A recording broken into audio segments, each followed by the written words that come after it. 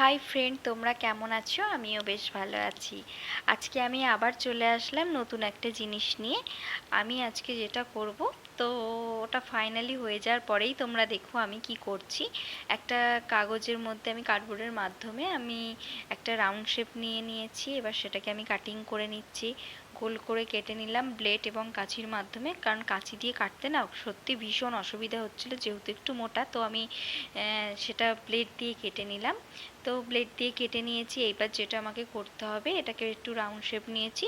আমি যেটা দিয়ে করব, চাল আর ফেব্রিক দিয়ে কাজ করব। তো আমি প্রথমে ভালো করে আঠাটা লাগিয়ে দিচ্ছি। আঠাটা এই কারণেই লাগাচ্ছি, কারণ এর ওপরে আমি চালগুলো লাগাবো। এবার চালগুলো তো শুধু লাগালে লেগে যাবে না, তো তার আগে আমি একটু আঠা দিয়ে দিলাম, চালগুলো যাতে ঝরে না পড়ে যায়। এবার এটাকে আমি আস্তে আস্তে ভালো করে চালগুলো আমি লাগিয়ে দেবো। তো চাল লাগানোর পরে যেটা করতে হবে, খুব ভালো করে চালগুলো যাতে বসে, আস্তে আস্তে এটাকে ড্যাব ড্যাব করে দিতে হবে। তাহলে চালগুলো ভালো করে ধরে যাবে।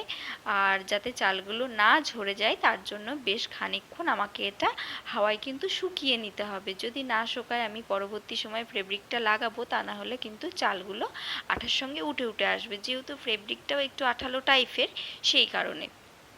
এবার দেখছো আমি চালগুলো লাগিয়ে নিয়েছি। যাই হোক, বাকি চালগুলো আমি পরিষ্কার করে রেখে দিয়েছি। এবার আমি সাদা ফেব্রিকটা দিয়ে আমি আগে মাঝের কালারটা করে নেবো। হোয়াইট কালারটা আমি করে নিচ্ছি। দেখতে পাচ্ছ কালারটা করছি, সব থেকে যে চওড়া ব্রাশটা ছিল ওটা দিয়ে আমি করছি। তাহলে করতে সুবিধে হবে এবং প্রত্যেকটা জায়গায় চালটা মানে কালারটা আটকাবে। আর যেগুলোতে হচ্ছে না সেগুলোতে আমি সরু ব্রাশটা দিয়ে করে নিয়েছি। এবার আমি দিয়ে দিচ্ছি গেরুয়া কালারটা। তো মোটামুটি গেরুয়া কালারটা না খুব ঘন ছিল, যার জন্য দিতে আমার খুব অসুবিধে হচ্ছিল। ফাইনালি ওটা আমার আস্তে আস্তে লাগানো হয়েও গেল। এবার আমি যেটা দিয়ে দেবো সেটা হচ্ছে তোমার গ্রিন কালারটা। গ্রিন কালারটা আমি দেবো। এটা আমি যাই হোক এটা আটকে রাখি, না হলে আবার শুকিয়ে যাবে। গ্রিন কালারটাও আমি দিতে শুরু করে দিয়েছি। এবার একটু আস্তে সাবধানে দিতে হচ্ছে, তার কারণ হচ্ছে না হলে সাদার উপর উঠে গেলে তো আমি আর সাদাটাকে আর নতুন করে ফিরিয়ে আনতে পারবো না। তো যাই হোক, ফাইনালি আমার কালারটা করা হয়ে গেল। দেখতেই পাচ্ছো আর বুঝতেও পারছো আমি কি করছি। আর তোমাদের বলার কিছুই নেই, তোমরা বুঝেই গেছো আমি কি করতে চলেছি। এইবার যেটা করতে হবে, নাও দেখো, তাকাও। হুম, হলো। এইবার আমি যেটা করব, ছোট ছোট করে উল কেটে নেব। কারণ আমি যে মাঝখানটায় ফাঁকা জায়গাটা দেখছো, ওখানটাতে আমি একটা অশোক চক্র লাগাতে হবে। যদি ওখানটায় না লাগাই তাহলে ইনকমপ্লিট থেকে যাবে। তো আমি ওটাকে আঠা লাগিয়ে ওই উলের টুকরোগুলোকে লাগিয়ে নেবো, যাতে ওই চক্রটাকে আমি লাগাতে পারি।